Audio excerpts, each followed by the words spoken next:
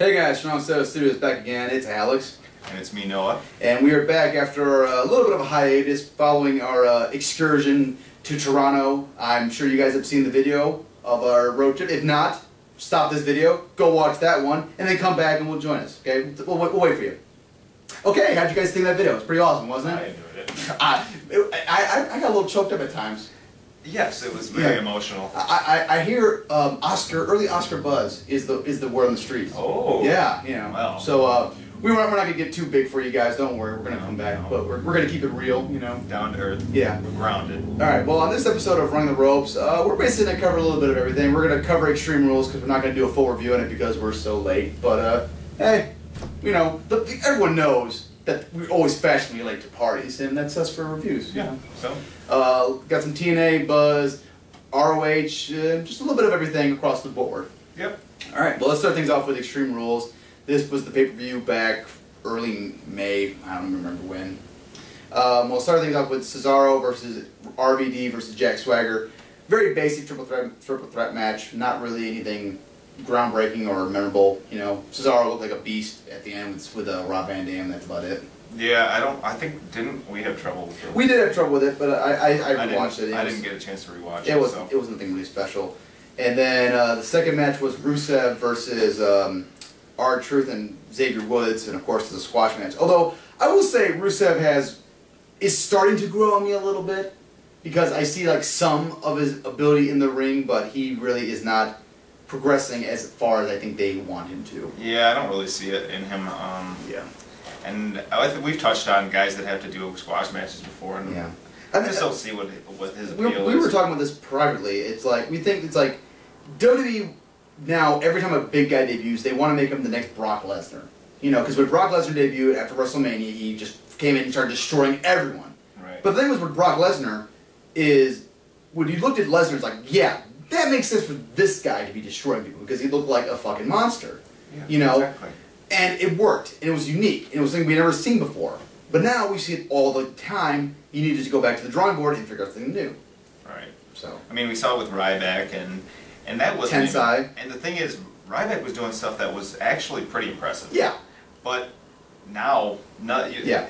What can you do? Yeah. They pushed that Biggie to the market too soon. Yeah.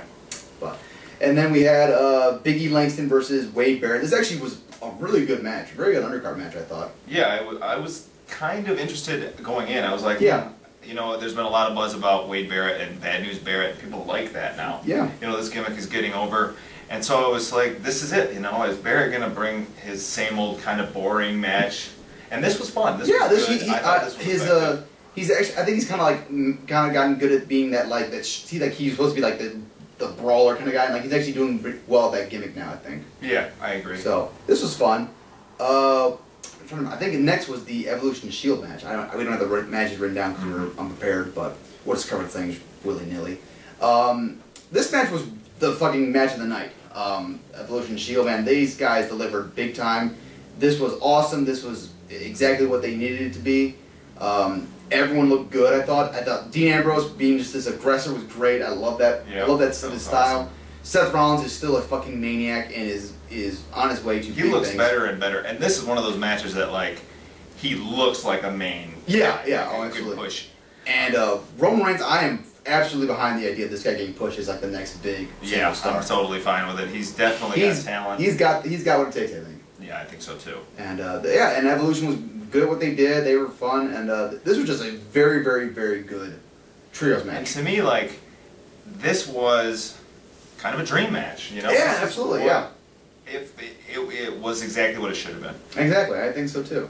I was very shocked that Batista went over cleanly and everything. It was like a very clean finish. Yeah, that was cool. Surprising, but yeah. So and Seth Rollins doing the fucking dive off the crowd or whatever.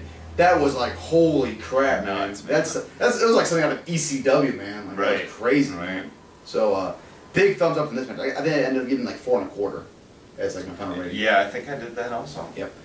And then this is where I lose track of. I think we had Paige versus Tamina, which was a pretty good match actually. Tamina looked really good.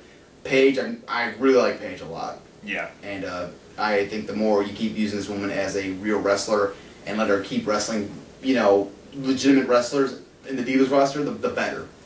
I totally agree. I think that she's more than capable of having good matches. I think so. And the Diva matches we're used to. I'm tired of saying, that was a good match for Divas. Yeah, no, this should be, this was no actually, excuse. Yeah, you should have a good match. This was actually a good match. Like I would call it a good match. Not just like, oh, this was Diva good. This was like this was fun. Right. And it was very interesting. Like they actually played up the idea of Tamina being this larger, more powerful woman, and Paige having to out wrestle her or use her quickness and everything. It was very well done. Mm-hmm. So yeah, that was fun. And then we got the match that I think a lot of people were talking about, the controversial, very match, which was John Cena versus Bray Wyatt in a steel cage match. And we talked about this ourselves afterwards, and I think we're both kind of on the same page, like where it's like they had a clever idea for this match, they just didn't do the match correctly. Yeah, I didn't think that they put the pieces together quite right. So this is what I would have done in this match. Is I would have had Bray Wyatt come out and immediately send the Wyatt family away. Like he wants to face John Cena alone, okay? Which worked, because like he's gonna be the sacrificial lamb to John Cena, let John Cena be the monster or whatever, Mm-hmm. And then he gave him do a one-on-one match, okay, and no shenanigans, no bullshit, just let him have the match. And then at one point Cena can be crawling to the ring, not like at the end of the match, John Cena was walking to the basically he beat up all three of them and then was just gonna saunter and then out. The lights go off and he's like, oh, you know what? He's like the Wyatt, and then like you would think since the Wyatt family's out there, oh, here comes the Wyatt family. And instead, there's a little kid, and like the psychological factor of Bray Wyatt gets to John Cena. He backs away. Boom, Sister Abigail. Bray Wyatt walks out. Mm-hmm. Would have been perfectly fine. You wouldn't have buried the Wyatt family. The kind of gimmicky finish wouldn't have been too bad because the match beforehand was so back and forth and even that Bray Wyatt just won because he psychologically got the advantage on John Cena. Perfectly done. Yeah. Instead, we got John Cena basically being fucking Superman again. Basically taking on the Wyatt family single-handedly and outsmarting them and not managing to outpower all of them, and was about to win, and then suddenly creepy little kid, and just came off as very gimmicky instead of like it didn't come off as Bray Wyatt getting the advantage of John Cena. It came off as just gimmicky and dumb. Yeah, I agree. It was unfortunate because it made I don't think it hurt the Wyatts a lot, but no. It's cheap. It cheapens them when Cena's beating all three of them, every couple of weeks. Yeah. So like I think someone online said it best is like the Bray Wyatt Cena feud is really good up until they get in the ring. Yeah. And that's basically that's fact. Like when they get in the ring one-on-one, they fucking screw the pooch on it. So disappointing. Yeah, very disappointing. And then we had the main event. I want to know about a rating here. I was curious. I probably would go like maybe 2.5. I don't know. It's just so fucking hard to put this in a rating, It is tough. I would probably go 2. Maybe, okay. Maybe 2.25. Yeah, like I said, I understood what they were trying to do. It's just they went about it so fucking wrong. Yeah. And also, like, I honestly think that like Bray Wyatt's wife should have been a bigger factor at WrestleMania, and like John Cena probably should have lost at Mania and then maybe won here. Right. Because like the wife family's null and void. But I don't know. This, like I said, this whole feud like in the ring has been terrible, or like they've been very badly booked. But outside the ring, with promo wise, it's been good because Bray Wyatt can cover for John Cena. Master on the microphone. Oh god, he's so fucking good on the mic. And then we had the Extreme Rules match between Daniel Bryan and Kane. Pretty good match. I mean, this was fine. Yeah, it was better than I expected. It was exactly what I think it needed to be. Well, except for one thing I want to get to. It was pretty fun. The crowd was pretty into it, and then they did the whole forklift thing, which was kind of cheesy, but then they redeemed it by having Daniel Bryan doing the yes thing on the forklift and then doing the diving hip. I'm like, okay, well, that totally justified that spot. Yeah, that was a cool spot. I mean, it looked really clunky before that, but. And the flaming table thing was kind of like a wow. That's you don't see that very often. Right. The only problem is like I wish they had done the spot better. Right. Like I would have preferred if Daniel Bryan had like drop kick Kane off the apron instead of like whipping the ropes. Like, right. That came off as like really the. And also the fact that Kane like went to the table like was on fire to got back out, rolled in the ring, and immediately it's like Daniel Bryan should have like picked him up, thrown him in the ring, and then hit the elbow, the knee. So I would probably give this like 3.5. If I was going to give a rating. I think I'd give it like maybe 3.25. Okay. But all in all, the show was pretty average. I'd probably give it like a 7.25 or something like that. I don't know. Yeah, I think I'd go around a 7. Okay. But it wasn't bad. No, it was a pretty fun show, and like I said, like the majority of the matches delivered what I expected them to do. It's just if Bray Wyatt Cena had delivered much better, I would have probably enjoyed the show a lot more. People would have been talking about this a lot more. And then we had, let's cover down some WWE stuff. The biggest news being the neck surgery that Daniel Bryan had to go through last week. Successful, thank God. It was pretty minor stuff, apparently. It's just like... How minor is it? Yeah, it's still neck surgery, yeah. But like minor as opposed to they thought it might have been a broken neck. Sure. So, you know, and like there's been talks about like, you know, maybe like Daniel Bryan got to take his ease on his ring style. Like there's talk about him maybe getting rid of the diving headbutt and a few of the other things. Like the drop kick is one, like the top rope drop kick. You know what I would do? What? I'd stop putting him in 2 matches a night and then having him get beat down at the end of the night. Yeah, and maybe also not having any... That's a lot of bumps, man. And also maybe not doing a tombstone powerbomb on the fucking floor. 3 of them, you know? Maybe that'd be a good idea. Yeah, I mean, if you think about for a year... Yeah. Just so many matches. Yeah. So I'm pretty sure that maybe they'll be taking better care of him, but Daniel Bryan comes off as like a guy who knows his limitations and knows when he's hurt and when it's time to step away.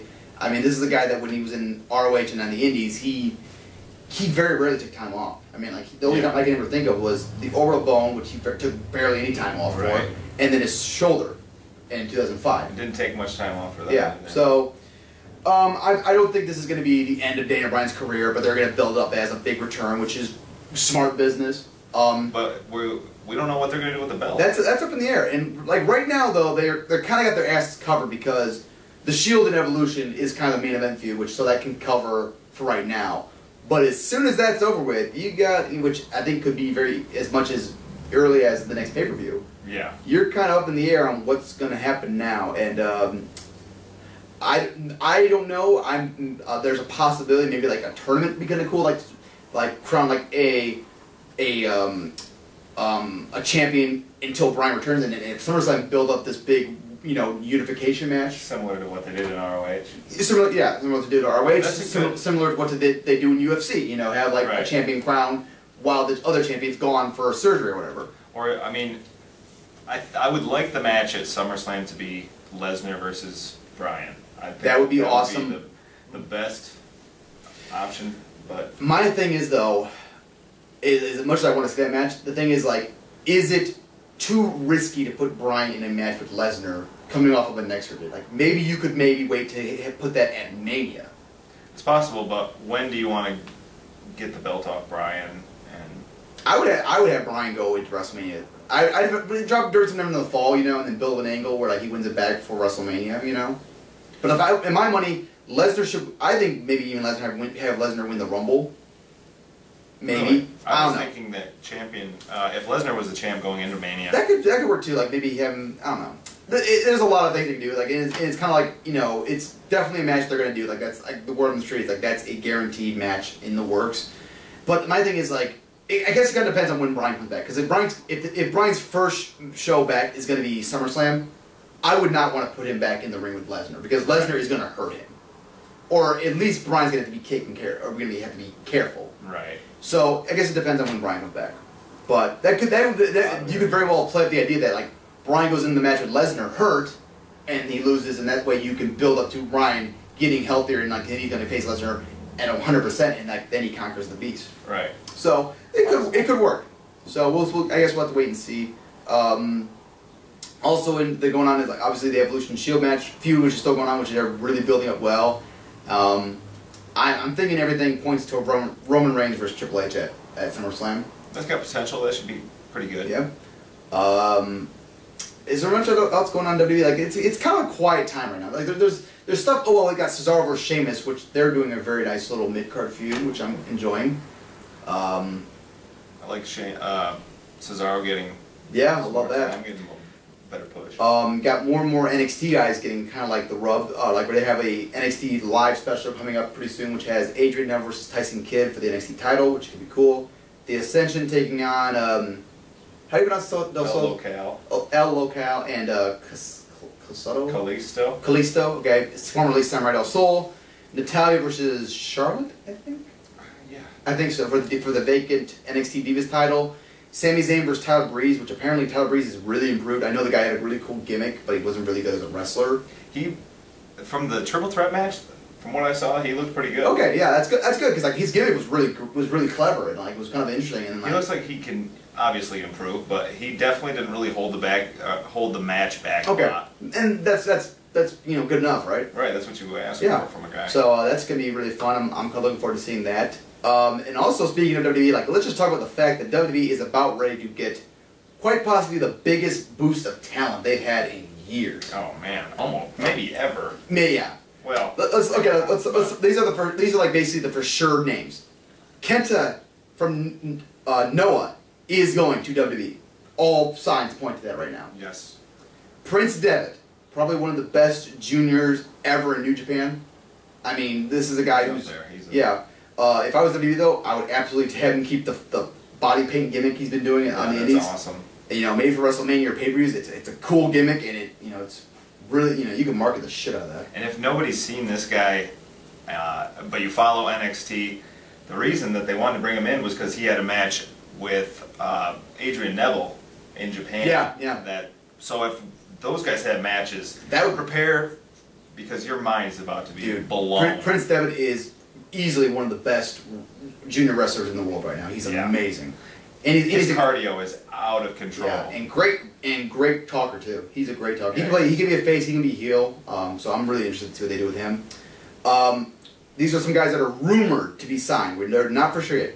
The biggest one, which we are so happy about, Mr. Wrestling, Kevin Steen, looking to be signed by WWE. It's about goddamn time. There is nobody on the goddamn planet that deserves to be in the WWE more than that man right there. I agree. And I'm gonna do a little bit of a story. How I got into Ring of Honor was the 2010 ROH stuff, like basically indies in general, and it was one Title Black's title reign because I heard about him being signed with WWE and I started watching because of that, and the Kevin Steen El Generico feud in 2010. And now all three of those guys are going to be in WWE very soon, quite possibly. That's fucking awesome, and I'm so happy. And like I said, nobody deserves it more than those three guys because they busted their ass to get this far in wrestling, and they deserve everything that comes their way. And it's especially great for Kevin Steen. I mean, the guy that just a couple years ago, it looked like it was never going to happen, really. Yeah, absolutely. I mean, I think he kind of felt like, if it happened... It happens, yeah. But he was a guy that he had weekend escapades. He's got the Kevin Steen show. He markets himself. He's getting himself out there more than most independent guys. Because he knew he took the role. He's got to make his money. Yeah, he took the role of Colt Cabana, and this is a guy who's got a family to feed, and he basically whores himself out to wrestling and like tries to get himself out there as much as possible. And for a guy who was looked upon for so long as an indie darling, as too fat or this and that, or not good enough to be in WWE, by Jim Cornette and several other people who said for the longest time he's not good enough. Well, he's about ready to say fuck you, Jim Cornette, because he's going to WWE. Yeah, I cannot wait. No one deserves it more than that man. Nobody. And another man who deserves it a lot, Willie fucking Mack from PWG, man. Yes. This is the guy who made me a PWG fan, man. This guy was so fucking good, and like I said, we've been saying for years. Since like 2012. Yeah, 2 years I had him as my most underrated wrestler. This guy could have been the Samoa Joe of the Indies. Yes, I agree with that. He could have been someone new. He could have been someone fresh, unique, special, and just a one-of-a-kind wrestler. And nobody gave him the chance. PWG even stopped giving him a chance. And now this was weird too, because it was after he had great matches with guys like Davey, and Kevin Steen, and all these guys, Chris Hero, all of them put him over as like, you're fucking good. You're gonna be a champion one day. And apparently, just Super Dragon stopped liking him, or for some reason, that's what I heard.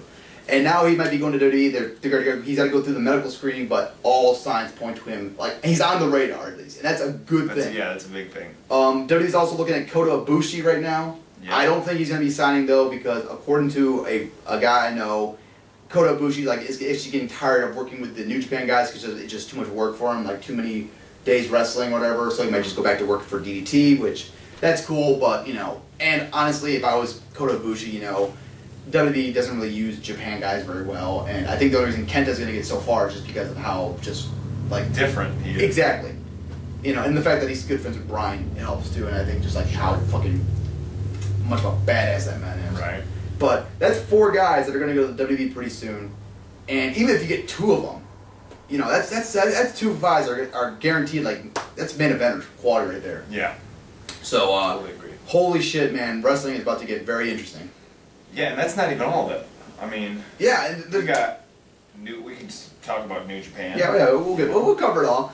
Let's talk about TNA. We're arguably right now the company that is doing the worst in the fucking world as far as wrestling. I mean, continually losing talent. We talk about it all the goddamn time. Bad influence, gone. Chris Sabin, gone. Hernandez apparently is gone. I didn't even know he fucking worked for the company still. A producer's been there since like the very beginning, gone. The production company was ready to walk out because they were not getting paid on time. Okay? They have this goofy-ass group called the Menagerie that had arguably one of the worst matches of the year with Kazarian. One of the worst matches that I have ever seen. I have no idea what that was. I have no idea. It's hard to call it a match. That was like being on a bad acid trip.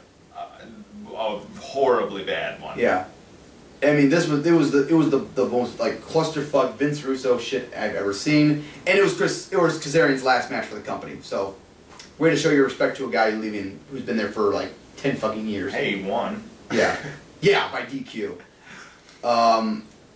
You have MVP who turned heel and is now a heel faction, and you know, so you have 2 heel factions. You have Camp Dixie and Camp MVP.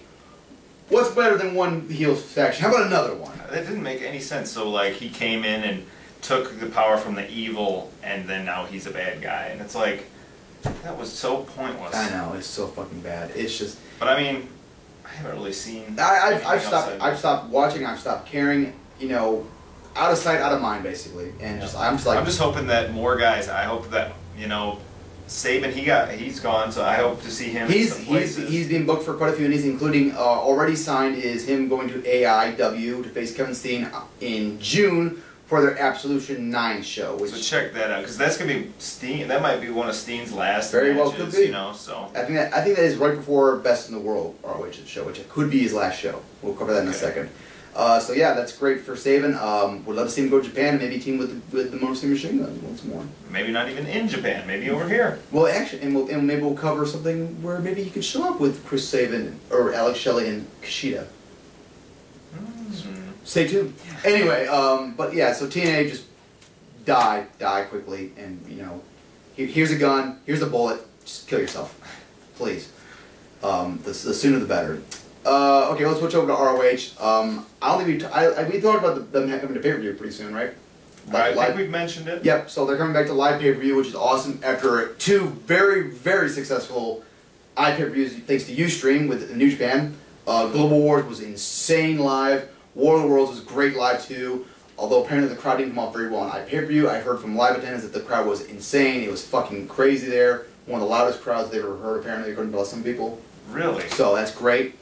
Well, a couple of things going into Best in the World is, 1, Adam Cole versus Michael Elgin for the ROH World title is the main event, which all signs to me point to Elgin winning the belt finally. Really? I mean, I think it's closer than that, I think. I wouldn't call it a toss-up, but I wouldn't be shocked. Okay. Cole held on to Very true. Fair enough. But I think Elgin needs it. I think so too. I think the time is right. I think Adam Cole has kind of held the belt as long. He's done just about everything you can. I think the reason, if there's any reason why they'd want to keep it on Cole, is because he's the perfect ambassador for that company. He's got the look. He can go on talk shows. He can. That's true. Mingle. And maybe Elgin's going to go to New Japan and do a tour for a little while, and then come back for Final Battle and take the belt. Sure. A la Daniel Bryan in ROH in 2004 was 2005. And I think if he loses, he'll have to. I think can't so. Stick around. No, he'll need to take a tour off. Yeah. So we'll see. Kevin Steen versus Silas Young appears to be a match they're going to be booking. I really can't wait for that. That's going to be good. This came off of War of the Worlds. Kevin Steen was cutting a promo talking about how he might take some time off from ROH. And then Silas came out to cut a promo on him, and they had a brawl, which, so it looks like they're going to be Steen and Silas. Big fan of Silas Young. This guy's a great old school heel. He plays it perfectly. He's a great wrestler. This is a guy who needs to be pushed far in ROH, I think, right now. Yes. And if this is Steen's, like, leaving last show, whatever, great way to put him over as like a big guy. Yeah, so no better time. Really cool.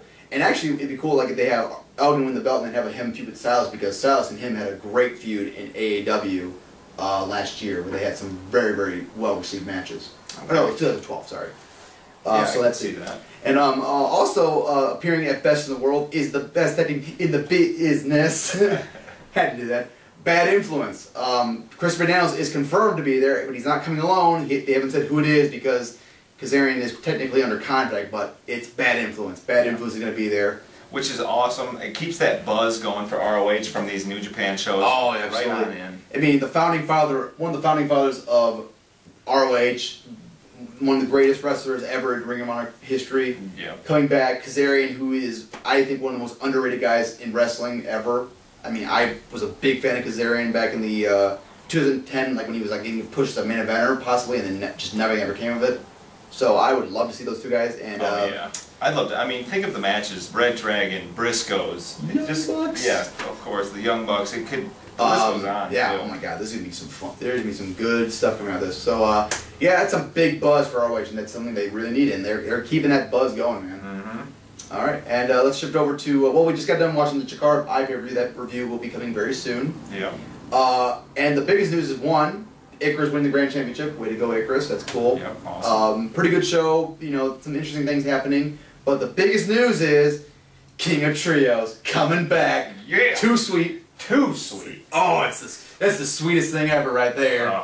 If we're going to wait to see when the show is going to be named or going to be listed to be taking place, and absolutely we're going to be trying to go there. That is a dream. 3 days of professional wrestling, talent all over the world. What could be better, man? Oh man, you know, we don't have to cross the border to do it. Dude, and I thought for sure, like when we went to Toronto, man, I thought like, that was the best trip ever. Nothing's gonna top that until WrestleMania, and then along comes King of Trios, man. 3 days. We had to do one too sweet, And I was just saying, like maybe Chris Sabin, Alex Shelley, Kushida, King of Trios. Oh, maybe. Maybe like Motor City Time Splitters. I guess I don't know. I don't know. I don't come with names. No, yeah, really. Yeah, that's it. That's your guys' job. Yeah. So we're really hyped about that. Let's cover Peter real quick. They just had a really good show. No surprise there. And Mr. Kyle O'Reilly has become the new PWG champion. That's awesome. Yep, well deserved. He's going to be. Oh, there's so many good matchups to be had there. I would like to see him. I'd like to see him versus Kevin Steen in PWG. That'd be really cool to see that one more. Him versus Johnny Gargano would be awesome. Never going to complain about that. Him versus Chris Hero would be cool. I don't think that PWG needs to be bringing in some new guys now, but they lost Drake Younger. They lost Sammy. Well, that was Sammy Callahan. They lost. You know, so yeah, they need to be bringing in some new guys. What's that one? Trevor Lee. Yeah, he's got potential. You know. Cedric they have been bringing in. Yeah, guys, yep. So we need to be bumping some new guys up to the top now. But yeah, this is going to be interesting. And also, like I want to talk about this real quick. Like a lot of people were like kind of souring on Adam Cole's reign as ROH and PWG champion. Were you one of those guys? Like, were you kind of getting? I didn't feel that way. No.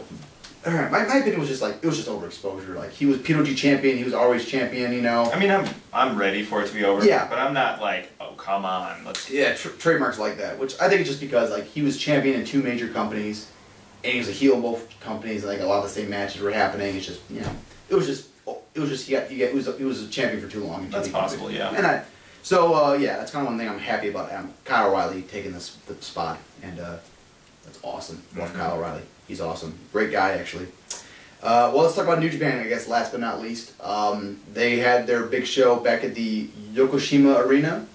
It's called? I believe that's it. Yep. Some interesting things coming off that, including Yano and Iizuka breaking up, which means we get to see those guys have a match, probably. As if the Gracies weren't bad enough. At least they're not dragging other people down into that. That's true. Yeah, that pile of shit they have. And I'm just glad that fucking team's over with.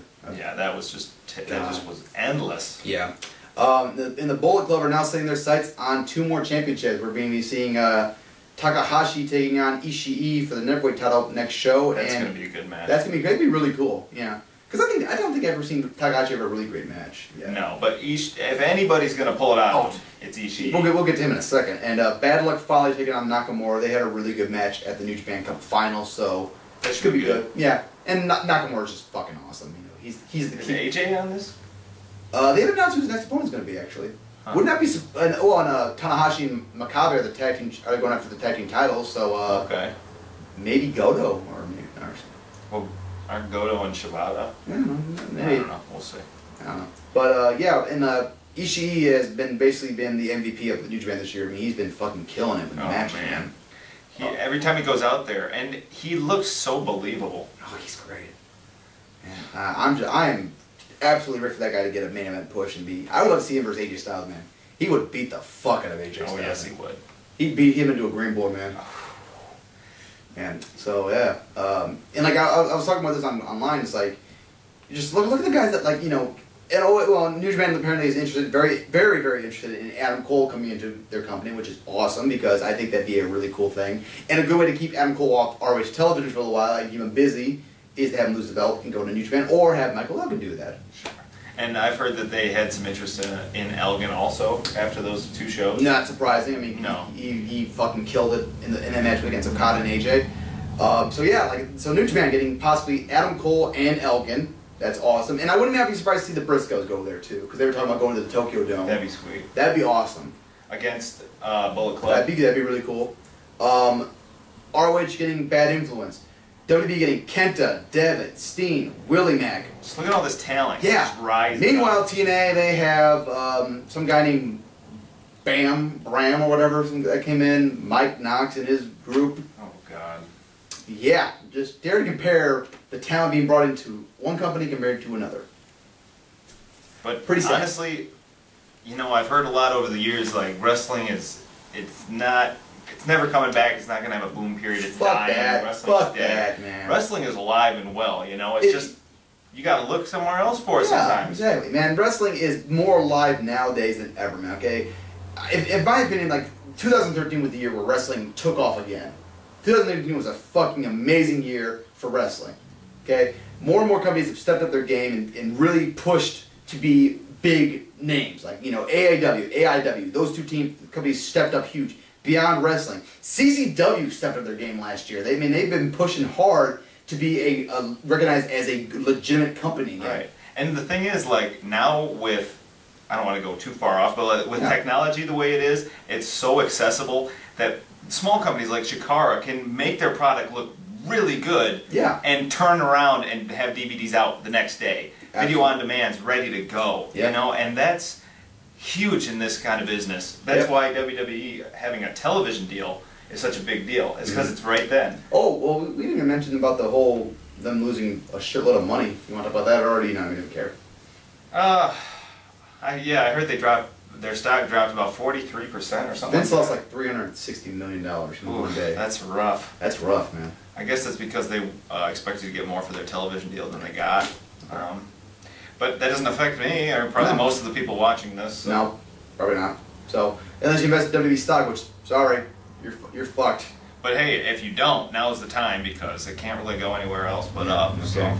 But yeah, man, and like I said, man, wrestling is in a boom period, man. You know, this year has kind of gone off a little bit slower than I. But it's building. You can feel the buzz. You know, and like I think last year was a huge fucking year for wrestling, and this year's where like they lay the foundation and then they go boom again. You know, Jim Cornette said it best. You can't be going 100 miles an hour constantly. You need to take some time off to rebuild yourself and to go back up again. Mm-hmm. You know, there's always a down period and then there's a boom period. You know, it's a wave, man. You gotta ride it, baby. Ride the rave. Yeah, you gotta ride it. But so here's what's to expect from us.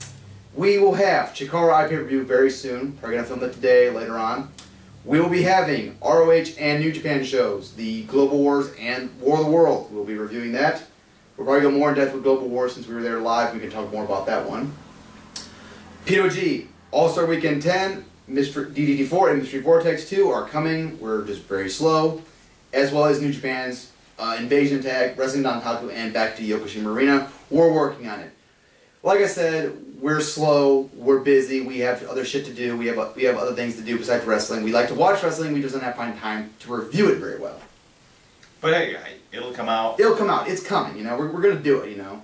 So get off our backs. No, well, you know, they're cool, but it's like, you know, hey, we got a social life besides wrestling. Wait, are people getting on your back? No, but like I had like a couple guys like, you know, like on like Ask FM was like, you know, like, where's the next review? Like, it's coming. We're busy, you know. Yeah. Like as soon as I explained like the situation, it's like, oh, okay, you know. The thing is, that's crazy is around WrestleMania season, we were like, man, we're gonna be so busy. But once the WrestleMania is over, we're gonna have all this time, And bullshit, still, man. it just keeps coming. There's so much wrestling going on. There's so many different things happening. Man. This is the time of year where guys are flying all over. I am like fucking 14 shows behind already this year. I'm really behind. I must be worse than that. Yeah, you're I can't catch you're up. fucking off the map. But like I go out and watch like AAW, AIW, Sure. Gabe's stuff, you know, CZW, you know, smaller stuff. So, but you know, it'd be a lot easier if we lived together. We could just film all the time. Mm-hmm. Yeah, it's too bad. Yeah, too bad. Or is it? No. Yeah. All right. Take care, guys. Remember, too sweet. Take care.